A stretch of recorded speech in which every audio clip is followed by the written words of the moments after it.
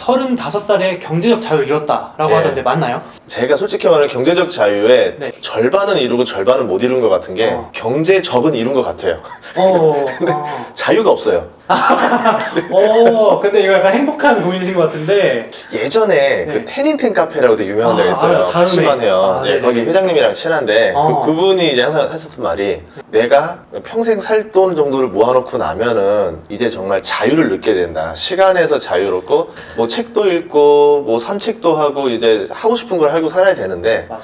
아직 그렇게 살고 있지 못하는 것 같아요. 오히려 더 바쁘게 사는 모습을 보면서 아직 자유를 찾지 못했다.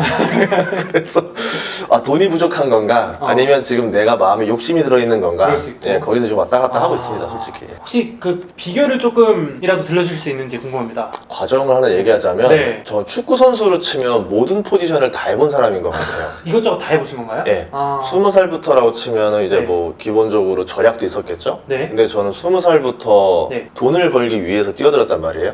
20살부터요? 예. 낮에는 대학 다니고 밤에는 돈 벌고. 그렇게 이제 하면서 네. 계속 이제 월 300씩은 벌었던 것 같아요. 야. 그러다가 나중에는 이제 학원도 차리고, 그때 이제 어떻게 운 좋게 21살에 재건축 시장에도 들어가 보고. 부동산까지 21살이요? 예. 그럼 실례가 안 되지만 혹시 이미 시드머니가 좀 있었던 건 아닐까요? 아니, 들어가기만 해봤어요. 들어가기만? 들어갔더니 네. 대출이 안 나오더라고요. 대학생 때는. 그래가지고 네. 결국 이렇게 저렇게 하다가 결국 못 사서 실패했는데, 그때 그 가격이 7천만 원인가 했었던데 지금 가보니까 그게 8억 넘었을 거예요. 작년에 네. 10억이 넘었을 거예요. 네. 못 샀어요. 그래도 그 당시부터 그렇게 뭐 요즘이야 대학생분들도 워낙 지금 부동산 공부한다고 난리지만 아니요, 그때는 없었죠. 그때는 이상한 사람 없었죠. 취급받았죠. 네, 거기 이제 했었죠. 경매 책을 제가 15살부터 읽고선 계속 이제 하려고 했었다가 23살에 정말 절호의 찬스를 얻었어요. 경매 시장에서. 2008년이었거든요. 금융위기 왔구나. 네, 그때 이제 말도 안 되는 가격에 500에 30짜리 빌라가 네. 경매 낙찰가가 1300에 널려 있었어요.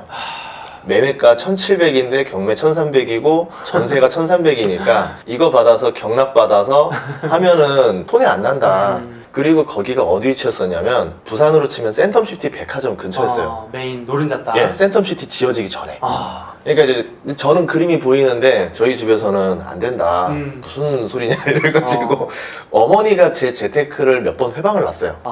어머니 덕분에 이제 욕을 먹고 아닌가 보다라고 하고 접었던 것들이 다 초대박이 나면서 그때 이제 결심을 합니다. 어떡해요? 절대 엄마 말 듣지 말자. 이제 그리고 나서 지르고 나서 이제 통보를 했죠. 저도 그러는데 저도 부모님이 하지 말라면 해요. 네, 그렇게 했는데 진짜 그게 몇 번 대박이 났어요. 네, 그렇게 된 것도 있었고 주식도 좀 일찍 시작했어요. 21살에 시작해서 하고, 그러니까 안 해본 거 없이 다 해봤던 것 같고, 나중에는 이제 임대 시장도 해보고 셀프 인테리어 해가지고 쉐어하우스도 굉장히 빨리 들어갔었어요. 쉐어하우스도 제가 한 5개, 6개 정도 했었으니까 그것도 해보고 뭐 돈 되는 건 다 해보다가 그때마다 그 흐름이 있더라고요. 지금은 주식이 제일 좋을 때구나. 맞아. 유행 약간의 사이클이 있죠. 지금은 부동산이 이제 시작되는구나. 이제 그런 것들을 보면서 주식이 좋을 때 주식을 하고 부동산이 좋을 땐 부동산을 하고 약간 하이브리드로 계속 다니는 거죠.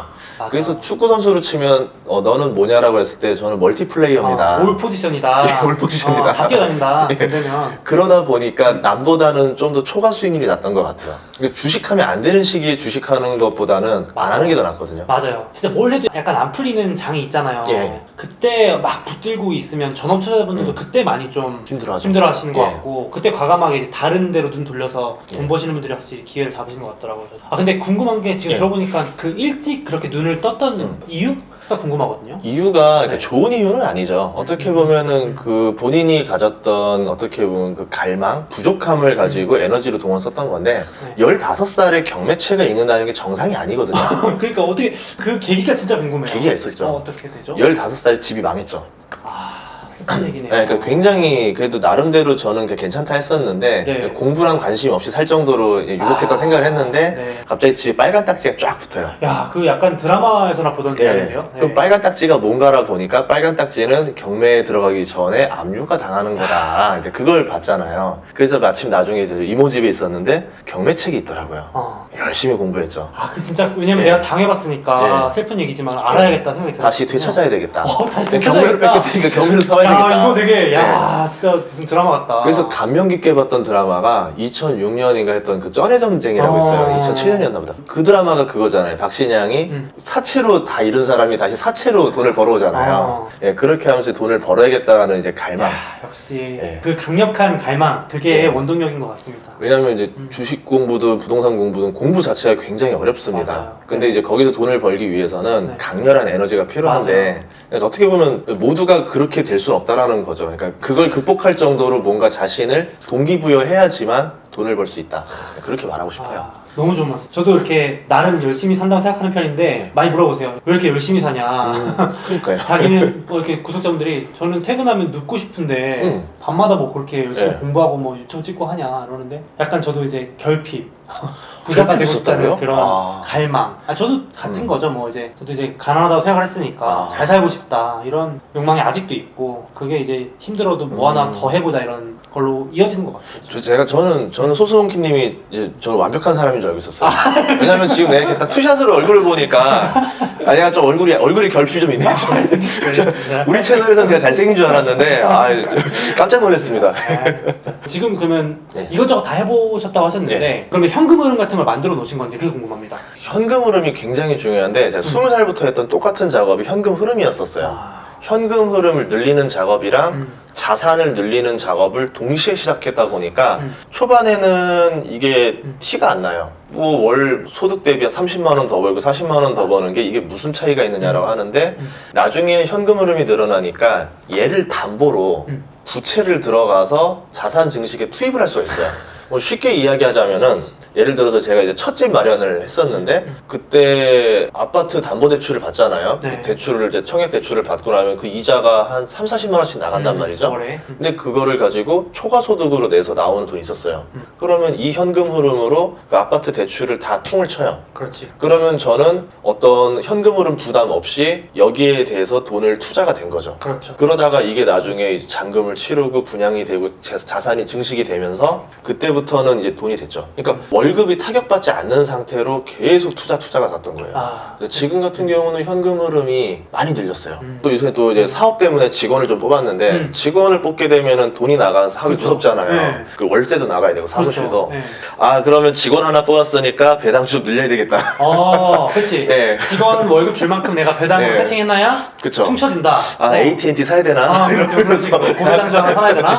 고배당주 하나가 이제 직원 월급을 퉁을 치고 그렇지. 야. 네, 이렇게 하면서 저는 어떻게든 그 리스크를 줄여나가는 걸 하는 거예요. 그럼 현금 흐름이랑 같이 되니까 좀 공격적인 사업을 한다 하더라도 타격이 덜하죠. 망하지 않는 그런 안전마진 필요한 거죠. 근데 그 과정이 한 15년 넘게 걸린 것 같아요. 15년? 그러니까 시간이 필요하단 말씀이시죠? 필요하죠. 저도 35에 경제적 자유를 얻을 거라고는 상상을 한 적이 없었어요. 정말요? 32살, 3살까지만 해도 네. 어려울 것 같은데? 라고 했는데 그래요? 이 네. 자산이라는 게 기하급수적으로 늘더라고요. 진짜 이렇게 그 워렌 버핏의 그래프처럼 이렇게 늘어나는 게 맞나요, 진짜? 예, 1억, 2억, 3억, 4억, 5억이 아니에요. 그게 아니에요? 약간 1, 3, 5, 7, 10, 15 이런 식으로 그렇게. 올라가요. 그래서 굉장히 빠른 속도로 올라가기 때문에 저도 깜짝 놀랐어요. 그래서 지금 작년이랑 지금 비교해도 깜짝 놀랐고 재작년이랑 비교해도 깜짝 놀라고 그러니까 그 복리, 기하급수적 그리고 현금 흐름으로 계속 이제 부스터를 넣어주는 형식으로 그렇게 투자하면 좀 좋지 않을까 말을 합니다. 너무 좋은 말씀입니다. 진짜 그 1억까지만 좀 힘들어도 모아봐라. 아니 뭐 몇천만 원이라도 CD를 좀 모으면 그때부터는 진짜 복리가 나타난다. 이 말이 맞다고 생각하시는 거죠? 그렇죠. 제가 네. 자동차에다가 투자를 안 해요. 왜냐면 차 살 돈 딱 3천만 원 모았던 적이 2번 있었는데 그 돈으로 초대박을 2번 쳤어요. 어떻게요? 3천만 원이 딱 있는데 갑자기 이거로 딱 외제차 딜러 앞에 앉혀놓고 있었는데 친구가 전화 오더니 자만하면 안 되고 교만하면 안 되고 1년 만에 전화 온 친구 뜬금포로 갑자기 이거 뭐야? 네. 그래서 괜히 그런 거 있잖아요. 이건 사람의 목소리가 아니다. 신에 계시다. 그래가지고 돌려보내고 그 돈으로 주식을 계속 홀딩을 했어요. 그게 이제 4배에서 10배가 올라버렸죠. 보유 기간이 어느 정도 됐어요? 보유 기간이 한 7년 있었었는데 야, 역시 장투를 그 친구가 전화 왔을 때가 2012년이었고 대박이 난 거는 2년 뒤에 2014, 15년 그때였거든요. 역시 안 팔아야. 예. 그러고 나서 깜짝 놀랐던 거고, 그리고 이제 그 다음에 또 3천만 원이 또 여윳돈이 생겼을 때 또 네. 사람이 또 외제차를 또 살려고 네. 거의 주문하기 직전까지 갔었는데, 또 사람 심리가 네. 그때 경험이 있어서 안 되겠다, 한 번만 더 투자하자, 지금은 샴페인 터트릴 때 아니다라고 투자했던 게, 3천만 원 투자했던 게 지금 한 6년 지났거든요. 10억 됐어요. 그런 식으로, 그러니까 3천만 원 하나가 어떻게 될지 알 수가 없는 거예요. 물론 3천이 영원이 될 수도 있어요. 맞아요. 상장 폐지 당하면 네. 그럴 수도 있는데. 실패해본 경험도 있으시잖아요. 네, 있죠. 그렇죠? 네. 그래서 제가 말하고 싶은 거냐면, 이 3천만 원을 얼마나 빨리 많이 만들어내느냐가 맞아, 성공의 맞아. 비결이다. 맞아. 이런 경우도 있어요. 3천만 원 만드는데 뭐 한 3년 걸리는 사람도 있을 거고, 3천만 원 만드는데 1년 걸리는 사람도 있을 거예요. 그러면 1년 걸리는 사람은 3년 걸리는 사람보다 기회가 3번 더 와요. 뭔지 알 것 같아요. 예를 들어 3천만 원씩 그 씨앗을 뿌리는 기회를 많이 만드는 사람이 그쵸. 그 중에서 뭐 하나가 대박 날 수도 있는 거고. 예. 그럼 남보다 3배가 높은 확률로 지금 그러네. 예, 지금 계속 이제 들어가고 있기 때문에 야. 시간이 지나면 지날수록 이 사람이 성공할 가능성이 훨씬 더 크다는 거죠. 야, 너무 좋은 말씀입니다. 그럼 이어서 이제 들어보니까 예. 대충 감이 오는데 저자님 주식 스타일이 어떤가요? 옛날에는 조금 이제 워렌 버핏보다 더한 벤저민 그레이엄에 가까운 그 급이었어요. 진짜 그 가치 보수 투자자. 예, 네. 그런데 이제 투자도 스타일이 다 바뀌잖아요. 그렇죠. 약간 유연하게. 예, 옛날로 치면은 이묘한 스타일로 스타크래프트 하다가 이제 아닌 거예요. 이제 안 먹히는 거예요, 시대가. 그래서 조금씩 이제 업그레이드 해나가는데 맞아. 약간 사막의 여우 스타일. 그러니까 뭘까요? 기본적으로 가치 투자를 하지만 네. 돈의 흐름 같이 약간 요새 스타일을 보다가 여기서 돈 냄새가 확 나는데 기회가 있다. 그러면은 굉장히 순식간에 빠르게 확 들어갑니다, 여기를. 그래서 이제 기다리고 뚫어봐요.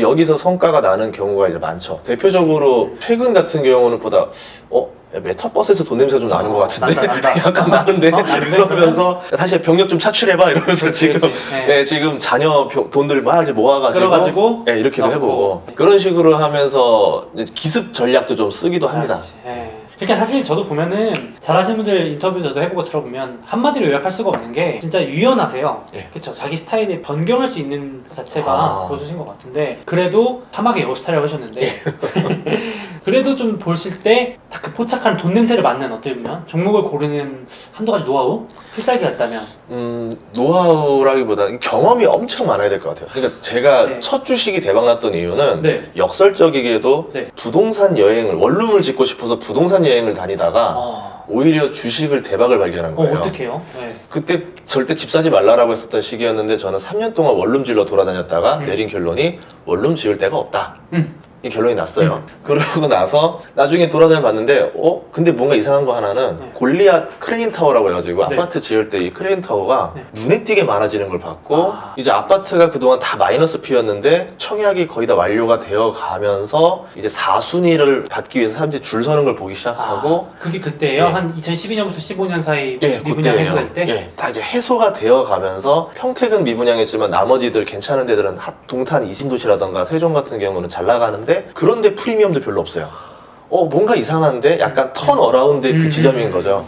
이건 건설주 가겠구나. 건설주다. 그러면 건설주 중에서 건설보다 더 먼저 들어가는 게 우리 말로 이제 공굴이라 그러죠. 네. 시멘트가 시멘트부터 발라야 되니까. 그때 이제 시멘트주를 많이 샀어요. 예, 그래서 이제 그때 있었던 돈에다가 더 태워가지고 네. 올인을 해버린 거죠. 약간 몰빵형이신가? 확신이 왔어요.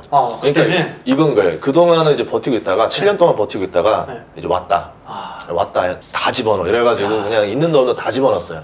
근데 그리고 나서 6개월 뒤에 대박이 났죠. 예, 그랬었는데 그때 아쉬웠던 건 시멘트에 넣지 말고 제가 조금 더 시야를 넓게 가져서 가구 주식을 샀어야 됐다. 뭐 한샘 이런 거요? 한샘이 34배 올랐어요. 그때 동일하게 봤을 때. 그래서 그때 도깨비가 유행했었어요. 그 드라마 도깨비가 유행할 때 이제 그 건설주 자재주들이 많이 올랐는데 가구 주식이 그때 핫해진 거예요. 이제 가구주 하면은 육성재 오빠 이러면서 예, 그게 된 거죠. 그러니까 이게 생활 속에서 이렇게 발굴을 하신 거잖아요, 그렇죠? 막 숫자만 보고 그런 게 아니고. 예, 그래서 좀 하나 뭐 편하게 얘기하자면은 뭐 예를 들어서 TV 광고에서 보면 전지현 씨가 광고하는 것들 보면은 네. 의외로 대박 광고들이 많이 나요. 그러면 전지현 씨가 광고했던 회사들 주가가 상승할 확률이 은근히 높아요. 그러니까 이제 그런 것들 본능적으로 체크하고 있다가 7월에 넷플릭스 아신전의 전지현이 주인공이라는데 네. 어라? 잠시만. 이제 그러다가. 아, 저도 그 얘기했어요. 넷플릭스 지금 좀 주가가 비빌대는데 킹덤이 곧 나온다, 7월 말에. 그쵸. 근데 전지현님이 나온다. 이거.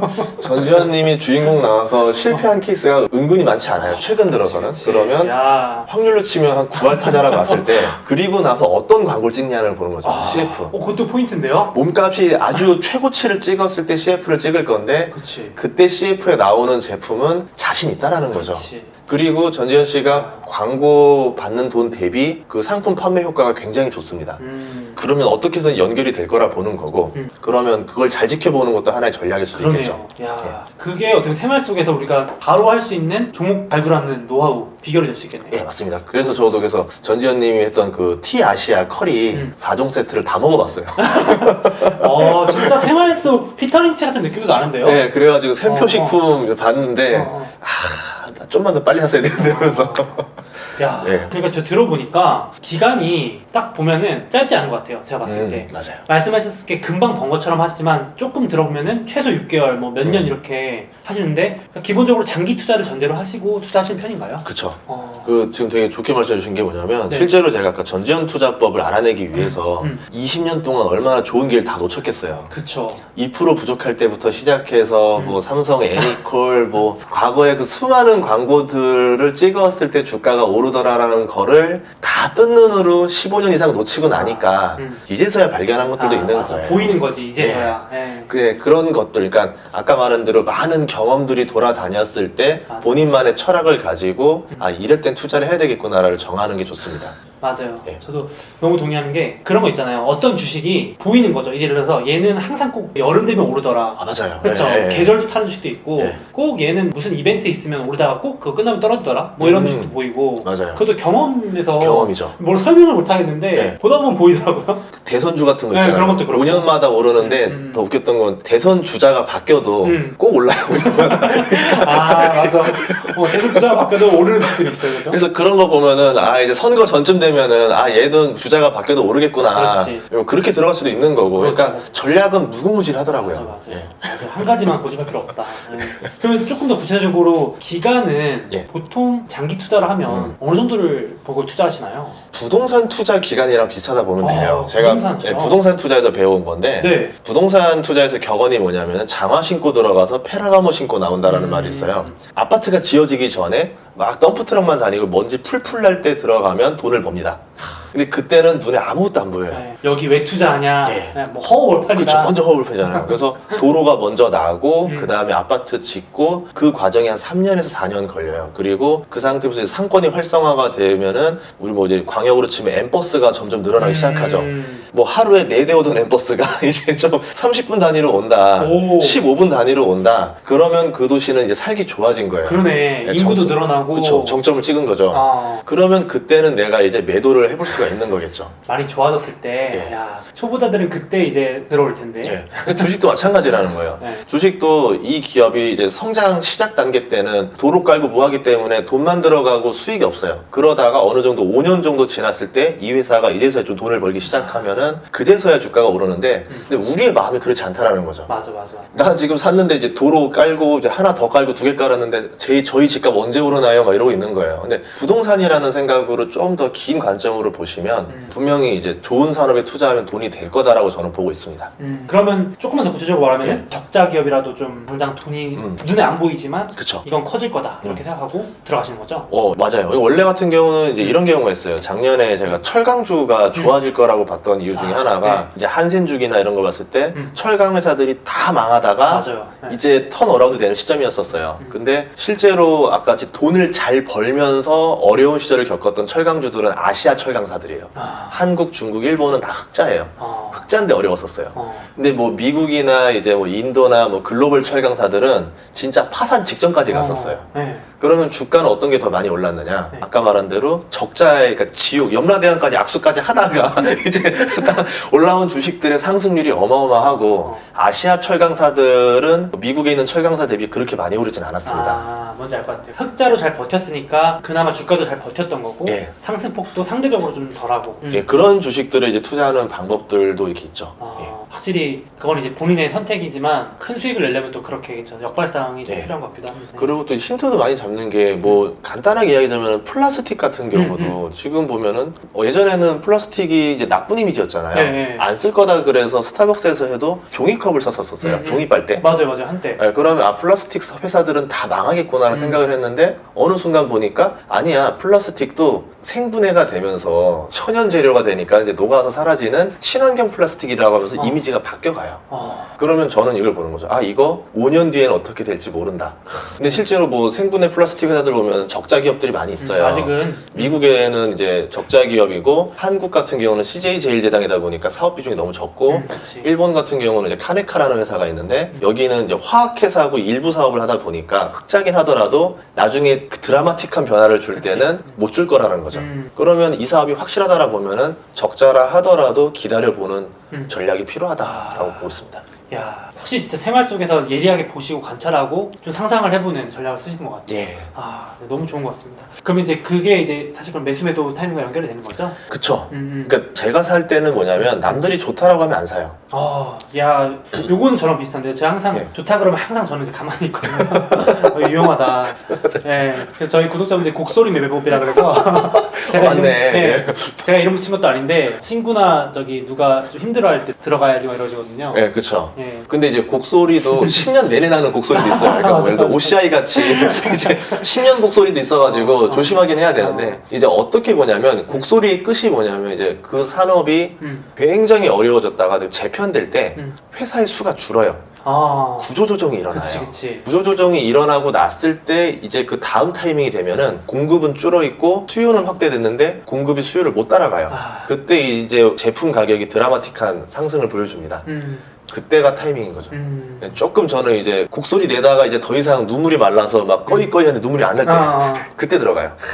그러니까 저도 이제 악플이라고 그러는데 악플이 막 달리다가 무풀 단계라고 그러거든요. 이제 악플도 달 힘이 없는 거예요. 이제 그래서 더 이상 관심이 없으면 그때부터 주가가 슬슬 이제 오르더라고요. 비슷한 것 같아요. 약간. 맞네요. 네, 악플 무풀 단계. 그러면 반대로 돈을 잃는 사람들의 특징 뭐가 있을까요? 두 가지가 있는데 두 가지. 하나는 네. 우리 말한 뇌동매매라는 걸 해요. 뇌동매매. 흔들리는 투자를 해요. 운전으로 치면 저기가 더 빠를 것 같으면 절로 들어가는데 예를 들어서 메타버스 뜹니다라고 그러면 이제 메타버스 들어가죠. 근데 문제는 메타버스를 빨리 들어가는 게 아니라 그치. 메타버스 오르는 거 눈으로 다 보고 그래 확신했어 이러면서 들어가요. 가장 늦습니다. 그러니까 부동산 시장 같은 경우는 흐름이 느리기 때문에 맞아. 1년 정도 분위기 쫙 가는 거 보고 나서 들어가도 초입이에요.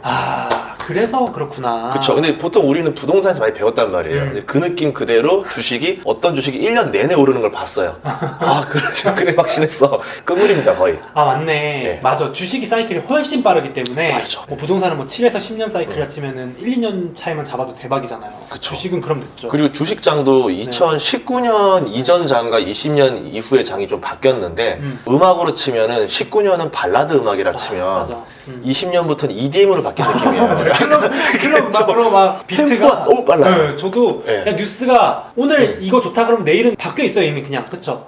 예전에는 그래도 한 3개월, 6개월은 맞아. 쭉쭉 가주는 모습이었는데 이제 그게 아니라 한 2주면은 다 밈이 끝난 거예요. 다 바뀌어 있어. 그러면 이미 나는 들었는지 1주 뒤에 들어간 상태로 이미 손실날 가능성이 굉장히 높은 거죠. 그래서 뇌동매매로 했을 때 손실날 가능성이 높다. 특히 지금 장은 더하다라고 말할 수 있을 것 같고 두 번째는 뭐냐면 공부를 또 너무 많이 해서 문제가 생기는 경우가 있습니다. 어떤 경우인가요? 보통 제약주. 공부를 하면 할수록 그 기업에 애정이 생겨요. 사랑에 빠지는구나. 네.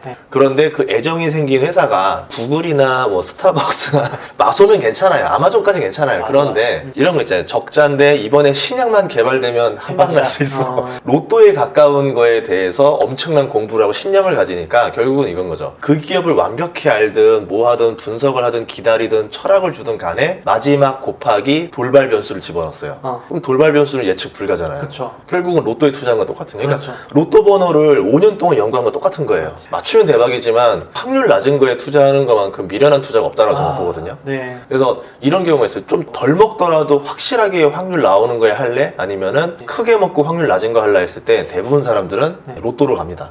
근데 근데 이제 그 마음을 버려야 돼요. 맞아요. 그 두 가지만 지키면 그래도 잃지 않은 투자가 되지 않을까 생각합니다. 잃지 않는다. 크게 실패할 확률이 줄어든다. 예. 너무 좋은 것 같습니다. 제가 개인적으로 이 저자님의 주식의 심리라는 책을 재밌게 읽었어요. 근데 개인적으로 이게 되게 좋은 책인데 많이 안 알려져서 아쉬워서 제가 모셨습니다. 그러니까요. 네. 아니, 이 책을 네. 보고 저를 이제 유튜브에 초대해주신 첫 유튜버입니다. 진짜. 그리고 그 이후로도 없어요. 그러니까 어떻게 보면 네. 굉장히 고맙죠. 그러니까 이 책을 네. 이제 합방을 주신 독점 유튜버. 독점 계약 맞죠? 이거 보고 이제 다른 분들 모시면 7월 독점.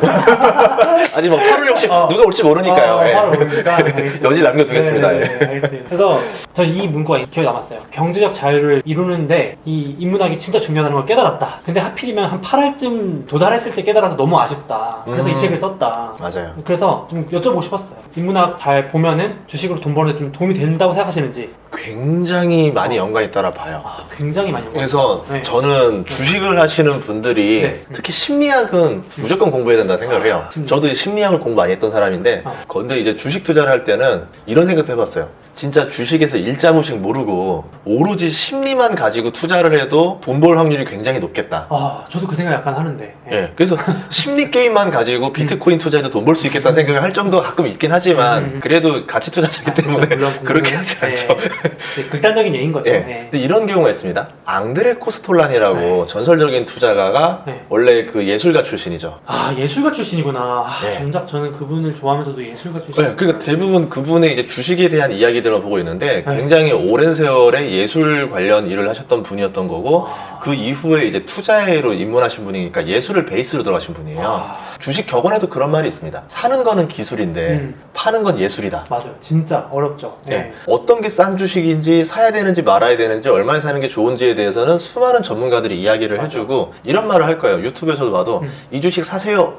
뭐 좋습니다 라면서 다 자기만의 근거가 다 탄탄하게 있는데 맞아요. 파세요라는 거는 별로 없어요. 쉽지 않죠. 진짜. 예. 네. 왜냐면 어떠한 전문가도 그건 워렌 버핏도 할 수 없는 일 중에 하나는 저는 맞아. 파는 거라 봐요. 네. 제가 되게 좋아했던 그 가치 투자 전문가 계신데 그분이 했었던 말 중에 롯데칠성을 사서 7만 원에 사서 14만 원에 판 게 자기 인생에서 제일 후회래요.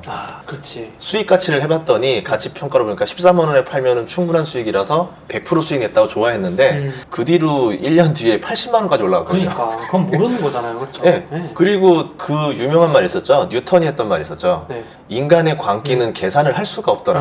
그러니까. 심리가 반영된 게 주식시장이기 때문에 이거는 아무리 전문가라 하도 계산이 어렵더라. 그렇죠. 그리고 이제 뭐 버핏도 했던 말도 있고 피터 린치가 한 말도 있지만 그냥 모두가 펀드 매니저에 대해서 박수를 칠 때쯤 되면은 그냥 빠져나와라. 파티할 때 떠나라. 네, 이거는 그냥 어떻게 보면 대중 심리에도 연관된 거거든요. 그렇죠. 심리죠. 예, 그래서 어떻게 보면 과학적으로 설명할 수 없지만 그게 맞더라라는 걸 알려주는 게 어떤 예술의 어떤 베이스가 아닐까 싶습니다. 그래서 저도 오히려 그 생각이 좀 멈췄다고 생각이 들 때, 그러니까 좀 사고가 답답하다고 생각될 때, 투자 아이디어가 안 보일 때 오히려 전 다른 분야 책을 사서 보거든요. 뭐 말씀하신 대로 역사책도 가끔 보고 그러면 진짜 웃긴 게 그게 투자랑 또 연결될 때가 있어요. 저도 그래서 만화책 가끔 봐요. 차라리 진짜 만화책도 괜찮아요, 그렇죠? 뭐 요리 만화책을 봐도 되고. 저는 드래곤볼 보면서 드래곤볼 보면서. AR 글래스.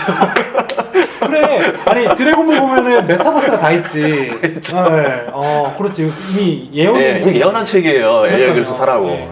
책에 딱 그런 재밌는 이야기와 함께 거기서 어떻게 투자 아이디어를 뽑아내는지 그 과정을 보여줘서 저는 너무 좋다고 생각을 했는데 그래도 오늘 이제 인터뷰 나와주셨으니까 좀 한두 개 정도 사례를 소개해 주시면 어떨까요? 제가 좋아하는 거 몇 가지 뽑아볼게요. 두 가지 이야기인데 하나가 스타벅스 이야기랑 하나가 구찌 이야기입니다. 스타벅스 이야기는 로고의 비밀이 있죠. 이제 세이린이라고 하는 여신인데 이 여신이 원래는 저기예요. 새입니다. 처음에는. 새예요? 예, 새여서 네. 그 오디세우스라는 그리스의 신화에 나오는 인물이 있는데 이 사람이 이러죠. 여기를 지나갈 때 나를 꽁꽁 묶어라. 묶어라. 그래서 이제 세이렌이라는 뜻이 끈으로 묶다라는 뜻의 어원의 세이렌이에요. 근데 또 우리가 지금 뭐 사이렌 오더라고 또 하나 하잖아요. 네. 그럼 사이렌은 또 어떤 뜻이냐면 경고라는 뜻이에요. 그러면 이제 스타벅스에서는 그 단어를 그대로 해서 사이렌 오더까지 쓴 건데 그럼 왜 이거를 지금 이렇게 일괄적으로 한 철학으로 쭉 가고 있느냐? 세이렌이라는 인물은 목소리를 유혹을 합니다. 그래서 이제 배를 타고 가다가 이 목소리에 있는 새 때문에 유혹이 빠져서 새한테 죽임을 당하죠. 그 새가 날아다니면서 계속 목소리를 하면 천상의 목소리를 가지고 천상의 있어요. 목소리라서 예. 유혹이 당한다. 예. 그런데 이 또 세이렌이 재밌는 게 나중에 뭐로 변신하냐면 우리가 알고 있는 그 동화의 인어공주로 변신을 해요. 그래요? 목소리를 잃었죠. 그러네. 그래서 인어의 모습이죠. 그러면 지금 스타벅스에 있는 세이렌은 새의 세이렌이냐 인어의 세이렌이냐 이너를 쓰고 있습니다. 그러네. 약간 인어꼬리 같은 느낌이 있잖아요. 예, 그럼 그 이야기는 뭐냐면은 네. 변신을 한다. 그러니까 대중들의 인식에 따라서 네. 세이렌도 달라지는 거예요. 친숙한 세이렌으로 바뀌는 아. 거죠. 그럼 사이렌 오더도 뭐냐면은 원래 스타벅스의 철학 중에 하나가 뭐냐면 그게 있어요. 그 벨이 없어요. 진동벨이 없어요. 고객한테 이름을 불러주고 고객이 그 이름을 듣고 가서 직원과 눈을 마주치고 가져오게 하는 시스템. 네. 그게 어떻게 보면 스타벅스만의 감성인 거죠. 아. 진동벨이 훨씬 편한데도 불구하고 그걸 선택하지 않는 게 이제 스타벅스인 거고 그게 자기만의 어떤 노하우라고 보는 거예요. 그럼에도 불구하고 이제 세일앤 오더를 썼다라는 거는 그래도 새에서 인어로 변신을 하듯이 우리도 또 맞게 변신을 하겠다. 하지만 그래도 당신의 이름을 부르는 그 기본 아이덴티티는 버리지 않겠다. 야, 그러니까 어떻게 보면은 이런 스토리가 예. 기업의 이렇게 근간이 예. 되는 거니까 예. 이게 크게 보면 인문학인 거잖아요. 그렇죠. 아. 그럼 이 기업의 그 세일에는 어떤 특징이 있느냐? 세일에는 기본적으로 유혹이라는 걸 가지고 있습니다. 그러면 스타벅스라는 회사는 스타벅, 모비딕이라는 소설에서 나온 이름인데 되게 웃긴 거죠. 아니 왜 커피라는 단어를 안 집어넣냐? 스타벅스 커피 이렇게 하면 좋을 텐데 스타벅스 이렇게 해놨잖아요. 그럼 이야기는 뭐냐면 커피라는 이미지보다는 모비딕의 이미지, 거기에 나오는 인물, 항해사인 스타벅이라는 인물의 이름을 더 쓰고 싶다. 그럼 이 스타벅이라는 데는 뭐냐면 인간사, 고민, 고뇌 이런 걸 하는 인물의 이야기거든요. 그러니까 어떻게 보면 직장인들의 피로, 이 인간사 뭐 이런 것들에 대해서 하는 거예요. 그러니까 약간 유럽은 살롱이라는 개념이 있어요. 네. 살롱이라고 해서 약간 지식인들, 교양인들이 모여서 대화를 나누는 공간이라고 하면 이제 스타벅스는 그게 아니라 그냥 평범한 인간들, 스트레스 받은 직장인들이 와서 모이는 곳이라는 거예요. 야. 그게 이제 인테리어 철학에도 나와 있습니다. 바람, 물결, 나무 이런 느낌의 형태로 다 인테리어가 디자인되어 있어요. 그냥 하는 게 아니구나. 예. 그래서 하워드 슐츠가 했던 말이 뭐냐면 우리는 커피를 파는 곳이 아닙니다. 공간을 파는 곳입니다. 라고 하면서 그 사람들에게 커피로 유혹하는 게 아니라 심리로, 마음으로 유혹을 시키는 거죠. 그래서 저는 항상 그 느꼈던 것이 뭐냐면 다른 카페들은 텅텅 비어 있어도 우선 스타벅스 다 차 있어요. 맞아요, 진짜로. 네. 스타벅스 차고 나면 우리 다 옆에 카페 가자 하면서 또 맞아요. 이동하잖아요. 네. 그래서 왜 그러나 싶은데 어쨌든 스타벅스가 1티어인 이유는 그런 것이다 라고 볼 수 있죠. 그러니까 이제 이런 것들을 알면 확실히 투자할 때도 예. 그냥 사고 파는 개념이 아니고 사놔야겠다 뭐 이런 식으로. 네. 그렇게 말해놓고 스타벅스 주식이 없어요. 그래요? 2008년에 샀어야 되는데 그때도 거품이라고 했을 때가 4.3달러였거든요. 지금이 118달러니까 13년 만에 한 27배 오른 것 같아요. 사서 묻어야 돼. 그럼 하나만 더 네. 그거 말씀해 주실 수 있을까요? 그럼 이번엔 미술 쪽으로 좀 가보자고 하면은 제가 진짜 웬만하면 짠돌이인데 처음으로 산 지갑이 이 구찌 지갑이에요. 오. 정말 사고 싶어가지고 제가 이제 돈을 모으고 모아서 산 게 이 구찌 지갑입니다. 구찌 지갑 보시면은 네. 구찌라는 브랜드의 전통적인 문양을 그대로 쓰고 있는데 네. 위에 뱀 한 마리가 이렇게 딱 또아리를 들고 있어요. 네네네. 예전에 구찌는 이러지 않았었어요. 그런 거 없었던 것 같은데. 2013년, 14년에 구찌는 망해가던 구찌였는데 진짜요? 예, 프리아 지아닌이라는 사람을 써서 초반에 반짝였다가 이제 조금 고꾸라질 때 알렉산드로 미켈레를 쓰면서 알렉산드로 미켈레가 새로운 디자인을 만들어낸 거죠. 이 사람이 만들어낸 게 이겁니다. 뱀? 예, 기본의 철학은 가져가되 여기에 콜라보를 썼는 거예요.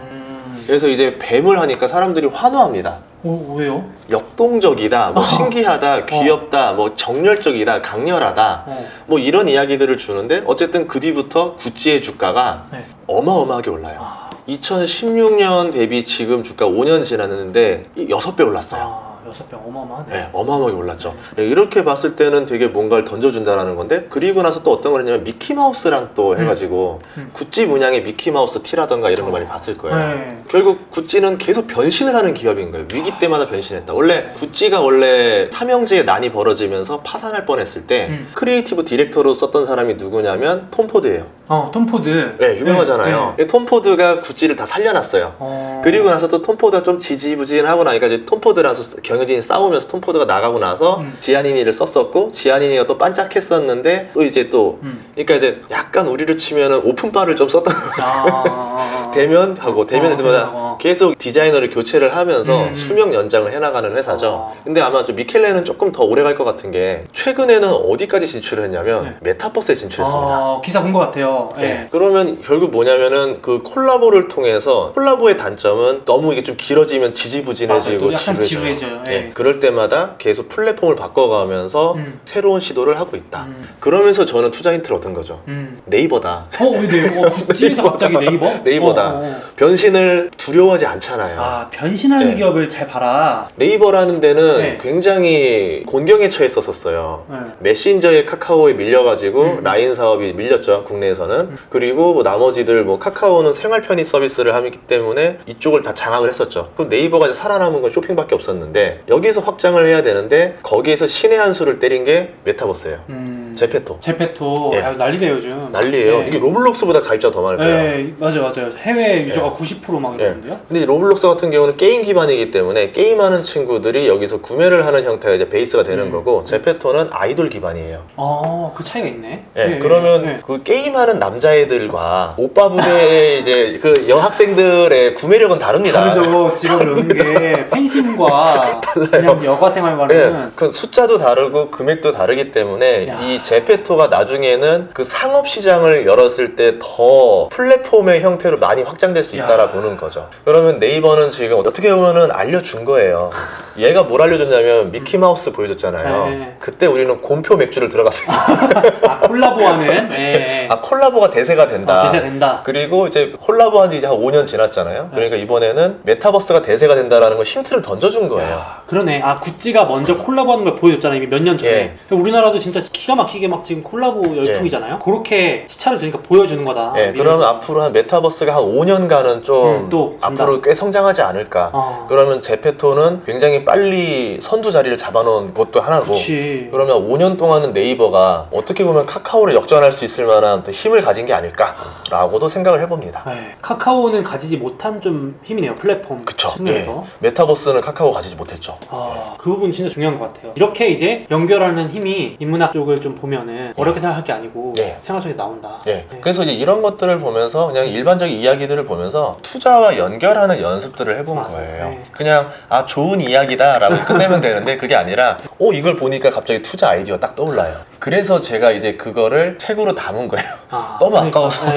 그러니까 여기 종목과 사례들이 어떻게 연결됐는지가 다 들어있어요. 그래서 너무 좋은 책인데 숨겨져 있는 책이라서 제가 발굴을 해보려고 모셨습니다. 그 발굴한 눈이 정말 깜짝 놀랐습니다. 진짜 깜짝 놀랐어요. 가지고 보시면 좋을 것 같고요. 그래서 오늘은 이렇게 주식의 심리라는 책을 써주신 전인구 저자님이자 유튜브 전인구 경제연구소 소장님을 모시고 인터뷰를 해봤습니다. 오늘 말씀 나눠주셔서 너무 감사합니다. 고맙습니다. 감사합니다.